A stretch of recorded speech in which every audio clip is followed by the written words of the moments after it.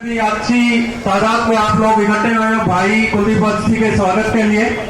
हम कुलदीप वत्स जी से कार्यक्रम को आगे बढ़ाने की अनुमति चाहते हैं और इस समय में एक बार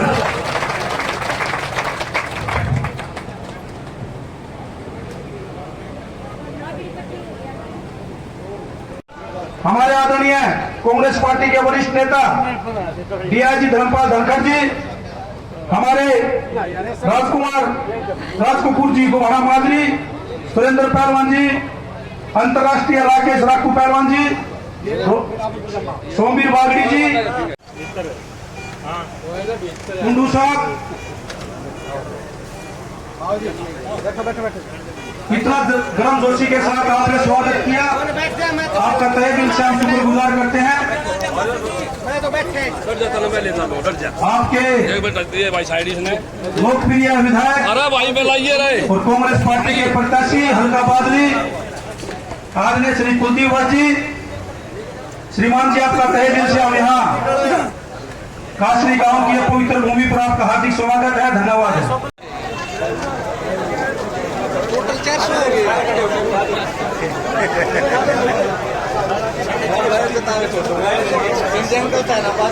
से रिक्वेस्ट है एक बार दोनों हाथ उठा के भाई कुलदीप जी का समर्थन करें।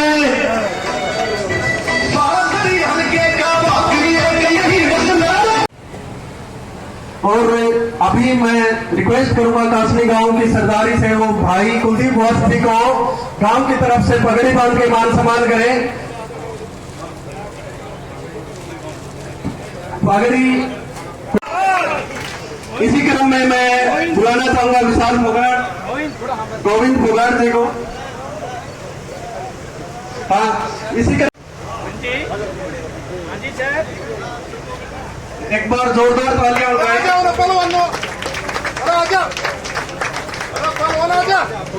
और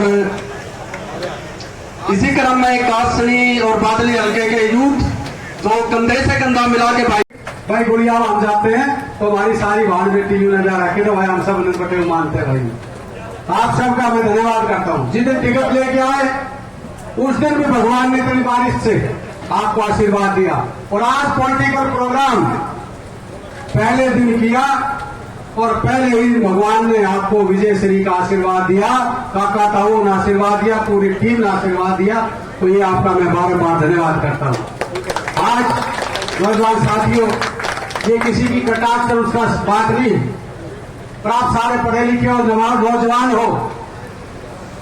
आज आप सबने पता है 10 साल पहले चौधरी भूपेंद्र सिंह हुड्डा जी का राज बनाया था आपने, और उससे पहले चाहे कांग्रेस का राज रहा हो, चाहे चौटाला साहब का राज रहा हो, चाहे किसी और दलों का राज रहा हो, किसी ने भी कभी अपने इलाके में विकास कार्य नहीं कराए हो तो बताओ।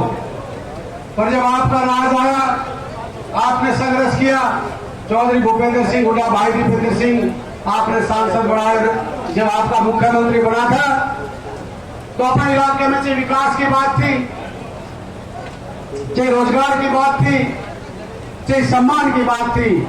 आप बताओ अपने इलाके में हुआ या नहीं हुआ? मैं आपसे पूछना चाहता हूँ, बताओ भाई, आप पूछना चाहता हूँ। और जो 10 साल जो एक खट्टर साहब जो एक अहंकार के घोड़े पर सवार था, जिन्होंने पूरे हरियाणा के नाश करने का काम किया, जिन्होंने हर तरीके से, चाहे युवाओं के रोजगार की बात थी, चाहे किसान की बात थी, चाहे महिला खिलाड़ियों की बात थी, चाहे सेना की बात थी, चाहे यूथ की बात थी, चाहे कर्मचारियों की बात थी, विकास को छोड़िए, रोजगार को छोड़िए, हमारे इलाके में विकास भी छोड़ दो, नौकरियां भी छोड़ दे, सबसे ज्यादा हमारे इलाके का अपमान करने का काम किया। जय जवान जय किसान का नारा होता था, कहते थे जय जवान जय किसान। जवाहरलाल शास्त्री जी ने नारा दिया था, भाई जो किसान इस देश को पालता है।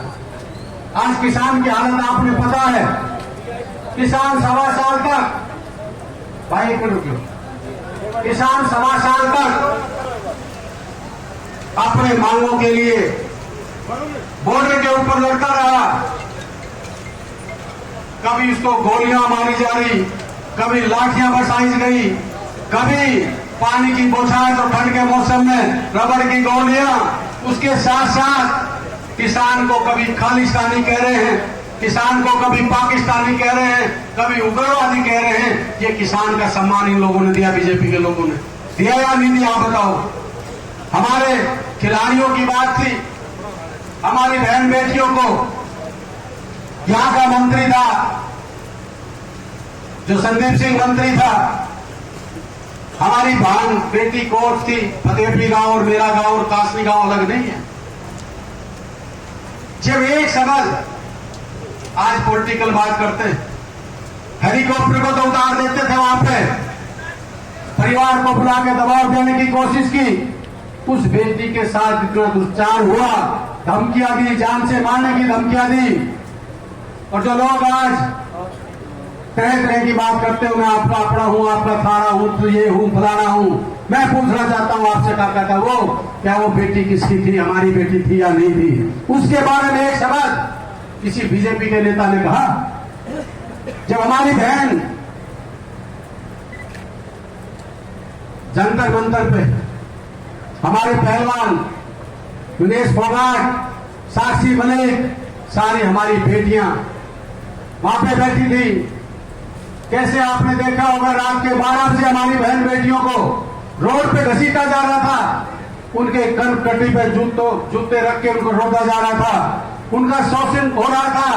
पर किसी बीजेपी के नेता ने उन बेटियों के लिए, उन खिलाड़ियों के लिए एक शब्द नहीं कहा। हर तरीके से हमारा अपमान करने का काम इस बीजेपी की सोच सरकार ने किया। हमारे इलाके में चौधरी भूपेंद्र सिंह हुड्डा, भाई भूपेंद्र सिंह हुड्डा जो मुख्यमंत्री थे, सबसे बड़ी सौगात बारसा गांव की सरदारी खड़ी है, मेरे साथी आए। और आपने गुड़िया चौबीसी के देखा, आप सबने भी पता है, बारसा के अंदर दीपेंद्र हुड्डा जी ने संघर्ष किया, आपके बेटे, आपके भाई ने 11 फैसिलिटी मंजूर करा के एम्स हॉस्पिटल बनाया, जो देश में जब 2 मंजूर हुए थे तो बारसा के अंदर मंजूर कराया, उसका काम शुरू किया। हमारे यहाँ के नेता थे लोकल, ओम प्रकाश जी मंत्री थे, यहाँ की 11 फैसिलिटी उठ के चली गई। अरविंद शर्मा यहाँ के सांसद थे। मैं पूछना चाहता हूं एक शब्द, ओम प्रकाश जी, अरविंद शर्मा ने कहा कि ये 10 फैसिलिटी यहां से उठ के क्यों जा रही हैं? विकास की बात करते हैं, रेलवे लाइन पुरुषनगर से झज्जर की मंजूर हुई, किसी ने एक शब्द नहीं कहा। हमारा अपमान हुआ, हमारे युवाओं का अपमान हुआ, हमारे खिलाड़ियों का अपमान हुआ, हमारे किसानों का अपमान हुआ, और सबसे बड़ा अपमान हमारे इस युवाओं का हुआ जो अपने कंधे पे, हर व्यक्ति ये लिखाना चाहता है कि मैं फौज में जाना चाहता हूं, मैं देश की सेवा करना चाहता हूं। अग्निवीर के नाम से हमारे युवाओं के साथ धोखा हुआ या नहीं हुआ? और जो लोग बात करते हैं विकास की, लोग बात करते हैं अपनेपन की, मैं पूछना चाहता हूं, आपका बेटा हूं, आपका खून हूं, आपको एक विश्वास दिलाता हूं, आपके आशीर्वाद से चौधरी भूपेंद्र सिंह हुड्डा इस प्रदेश के मुख्यमंत्री बनेंगे। ये मैं आपको यकीन और विश्वास के साथ कहता हूं, आपका बेटा, आपका खून ये विश्वास दिलाता है। अगर बादली हल्के में कभी पक्षपात, कभी भेदभाव